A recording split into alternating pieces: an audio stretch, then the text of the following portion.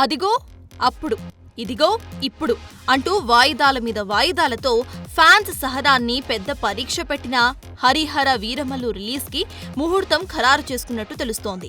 Film circles నుండి వస్తున్న వార్తల ప్రకారం వచ్చే జూన్ 13న ఈ పాన్ ఇండియా మూవీ రిలీజ్ చేసేందుకు నిర్మాత ఏఎం రత్నం ప్లాన్ చేస్తున్నాడట. ముందు జూన్ మొదటి వారమే అనుకున్నారు, కానీ టైం సరిపోదు అనే ఉద్దేశంతో రెండో వారానికి షిఫ్ట్ అయినట్టు ఇన్సైడ్ న్యూస్. ఒక రకంగా ఇది మంచి డేటే, ఎందుకంటే ఫస్ట్ వీక్లో కమల్ హాసన్ థగ్ లైఫ్ వస్తోంది. జూన్ 20న కుబేరా కూడా ఉంది.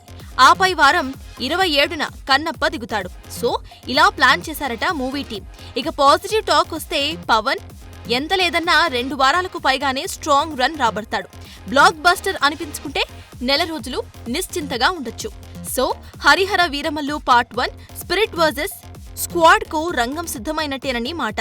ఇక ఓజీ ఎలాగో సెప్టెంబర్లో వచ్చే సూచనలు ఉన్నాయి కాబట్టి మధ్యలో 3 నెలలు గ్యాప్ సరిపోతుంది. కాకపోతే ఇది గనక జరిగితే ఇంత తక్కువ నిడివిలో పవన్ కళ్యాణ్ సినిమాలు రిలీజ్ కావటం మొదటిసారి అవుతుంది. చూడాలి మరి. అన్నీ అనుకున్నట్టుగానే వీరమల్లు జూన్లోనే వస్తాడో లేక తేదీని మార్చుకుంటాడో.